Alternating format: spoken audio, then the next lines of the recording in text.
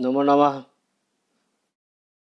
मैं प्राध्यापक अर्जुन शास्त्री, आपका ऑनलाइन अध्यापन प्रक्रिया में हार्दिक स्वागत। तो इससे पहले हम देख चुके हैं चौथा पाठ, भावेन भावः क्रिया क्रिया।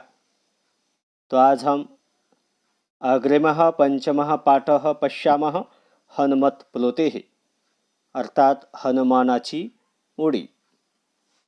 तो प्रस्तावना या भूमिका में हम देख सकते हैं, आधुनिक संस्कृत महाकविषु डॉक्टर ग.बा. पळसुले महोदय अग्रगण्य। अर्थात आधुनिक संस्कृत महाकवियों में डॉक्टर ग.बा. पळसुले महोदय जी अग्रगण्य हैं। इनका काल इस मंजूषा में दिखाई दिया है 1921 से लेकर 2005 तक। भाषाशास्त्र व्याकरणादिषु विद्वत्तमः पळसुले महोदय ललित संस्कृत लेखने अपि निपुणः। अतः भाषा का शास्त्र हो या व्याकरण आदि में वो तो विद्वान ही है।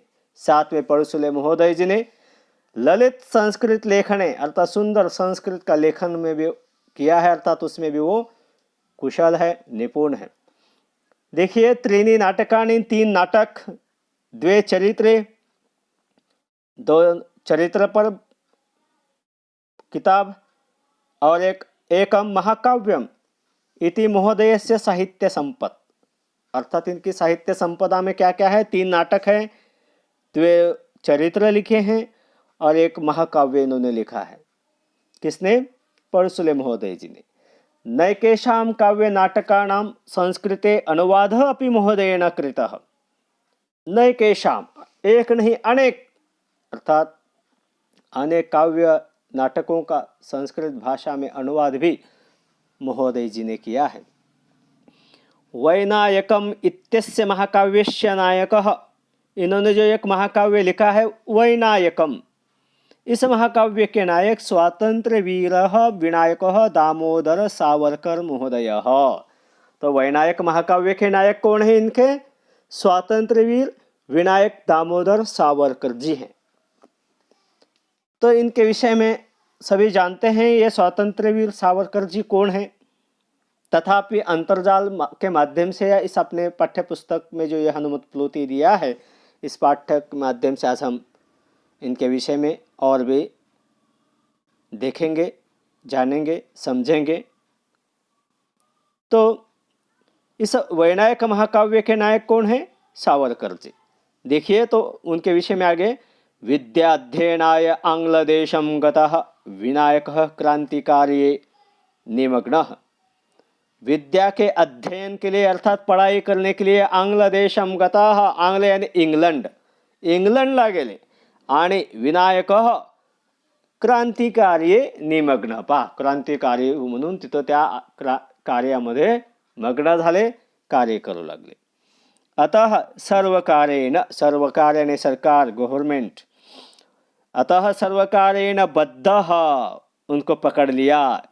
क्रांतिकारी कर रहे थे, क्रांतिकारी बन गए थे, इसलिए वहाँ के गवर्नमेंट ने उन्हें पकड़ लिया, बद्ध तथा, और पकड़ के मौर्य इति यंत्र नौकयाम, तो मौर्य इस नाम के यंत्र नौका से भारतम प्रेषितः, भारत में उनको भेज दिया, भारत के प्रति भेज दिया।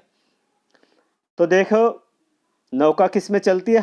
हवा में थोड़ी उड़ती है नौकायान, जल से, जलयान, जलमार्ग से वो भारत की ओर मौर्य इस नौकायान से उनको भेज दिया। मार्गे, आते समय मार्ग में फ्रांस देशस्य मार्सेलिस नौशयस्य समीपम सह स्वविमोचनार्थम सागरे प्लुतवान। देखिए, मार्ग में फ्रांस देश के मार्सेलिस नौशयस्य समीपम, जो मार्सेलिस नाम का बंदरगाह है, तो उसके पास उन्होंने स्वयं को छुड़ाने के लिए, स्वविमोचन करने के लिए, छुड़ाने के लिए, विमोचनार्थम सागरे प्लुतवान, सागर में उन्होंने छलांग लगाई। सागर में उन्होंने छलांग लगाई। जिस प्रकार सीता अन्वेषण के लिए सागर के ऊपर से हनुमान जी ने छलांग लगाई, ठीक उसी प्रकार स्व के विमोचन के लिए, अर्थात बंधन से विमुक्ति पाने के लिए उन्होंने उस नौका से सागर में छलांग लगाई। इसी कारण इस पाठ का नाम भी हनुमत प्लुति है, अर्थात वीर सावर जी की प्लुति हनुमत प्लुति के समान है, इसलिए इस पाठ का नाम रखा है हनुमत प्लुति है। तस्य इयं धैर्य कृति ही विश्वविख्याता, उनकी जो ये बड़ी धीरज कृति, धैर्यवान कार्य, ये बड़ा कार्य जग प्रसिद्ध हो गया।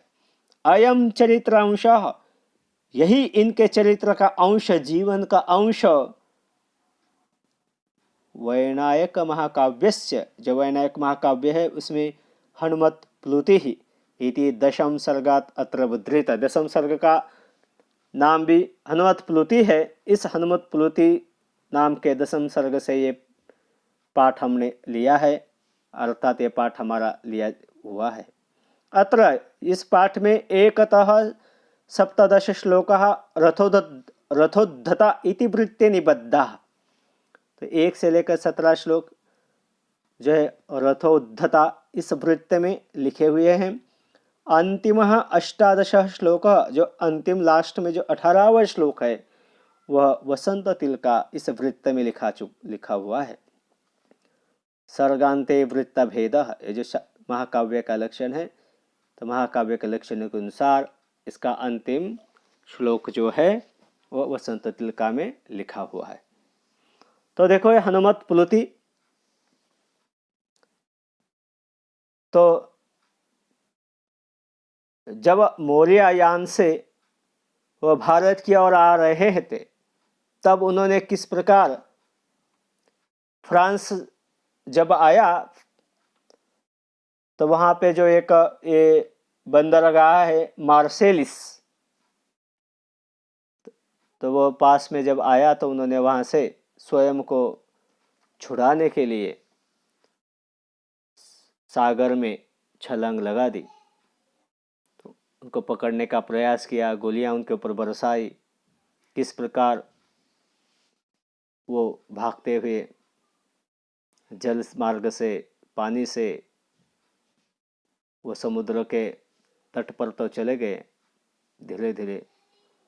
तो ये जो प्रसंग हुआ उनके जीवन में, तो उसको निबद्ध करने का यहाँ पे कवि ने प्रयास किया है। तो चलो आइए देखते हैं इसके श्लोक। तो पहला श्लोक देखो, वीर सावरकरस्य वाहिनी मौर्या समुद्दिश्य भारतम प्रस्थिता विधृतसत्वधारिणी व्याघ्रिकेव निज गह्वरम प्रति।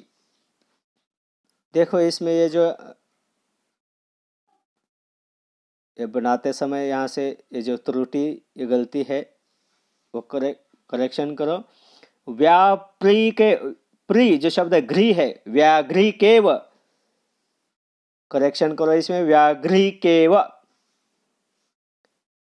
वीर सावरकरस्य वाहिनी मौर्या समुद्दिश्य भारतम प्रस्थिता विधृतसत्वधारिणी व्याघ्रिकेव निज गह्वरम प्रति। अन्वय, व्याघ्रिका म्हणजे वाघाची पत्नी, निज गह्वरम प्रति विधृतसत्वधारिणी, अर्थात आप पकडलेले भक्ष घेऊन जाणारी वाघीण आपल्या गुहेत जाते तशी वीर सावरकांना घेऊन जाणारी मौर्या भारताच्या दिशेने निघाली। खूप छान अर्थ आहे। विधृत सत्वधारिणी, वाघीण जशी स्वतःचे भक्ष्य घेऊन, विधृत सत्वधारिणी व्याघ्रिका इव, वाघीण जशी स्वतःचे भक्ष्य घेऊन स्वतःच्या गुहेकडे जाण्यास निघते किंवा निघाली, अर्थात बाघ की पत्नी जिस प्रकार स्वयं का भक्ष्य लेकर के अपने गुहा के प्रति चल पड़ती है, ठीक उसी प्रकार तथा वीर सावरकरस्य वाहिनी, वीर सावर जी को लेके जाने वाली मौर्या जो है ये नौकायान भारतम समुद्दिश्य प्रस्थिता, भारत दिशा की ओर चल पडी अर्थात भारताच्या हवाली करण्यासाठी त्यांना घेऊन निघाली. जेव्हा ते निघाली, दुसऱ्यामध्ये पहा, नौकेमध्ये कोण आहे? वीर सावरकरजी बसलेले आहेत, ते रक्षक आहेत. आणि ते निघाल्यानंतर पहा स्थिती काय आहे. सागरः स्तिमितः आस सानिलः केवलं द्वितीयमेव जंगमं वीर सावरकरस्य वाहिनी नित्यदक्षमतः तस्य मानसम. पहा, जेव्हा ती वाहिनी मोरिया नावाची नौका निघाली त्यावेळेस सानिलः सागरः स्तिमितः आस, म्हणजे जो नेहमी सागरामध्ये वारा असतो, सानिलः वारा असलेला सागर स्तिमितः स्तब्ध झाला होता. अर्थात हवा है जहां पे ऐसा सागर भी स्तब्ध हो चुका था. और उसके बाद केवलम वीर सावरकरस्य वाहिनी, तो उस सागर में क्या है? केवल वीर सावरकर की वाहिनी मोरिया नौका, तस्य नित्य दक्षम मानसम, और उनका सदैव दक्ष रहने वाला मन, द्वितीयमिव जंगमम, ये दो चीजें ही वहां पे गतिमान हो रही थी, अर्थात चल रही थी. काय फार सुंदर वर्णन केलेलं आहे. अर्थात सागर संपूर्णतया स्तब्ध झालेला आहे, शांत आहे. जो नेहमी खवळलेला सागर असतो तो शांत झालेला आहे. आणि तिथं केवळ दोनच वस्तू चालू आहेत, एक नाव, नौका, आणि सावरकरांचे मन. मन चालणे अर्थात मनामध्ये सतत त्यांच्या विचार चालत होते, विचार त्यांच्या मनामध्ये येत होते. दोनच गोष्टी चालू आहेत, मोरिया नावाची नौका आणि नेहमी दक्ष असणारे सावरकरांचे मन. त्यांच्या मनामध्ये संचार, विचार करत होते. काय मनामध्ये त्यांच्या विचार येत होते, कशा प्रकारे त्यांचे मन चालत होते, हे आपण पुढच्या श्लोकात पाहूया. तर पहा तिसरा श्लोक,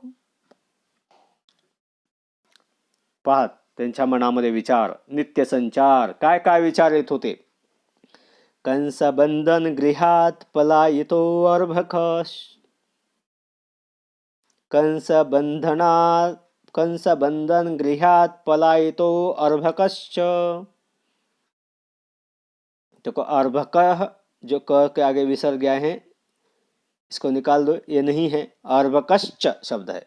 पलायितो अर्भकश्च निशी देवकी सुतः.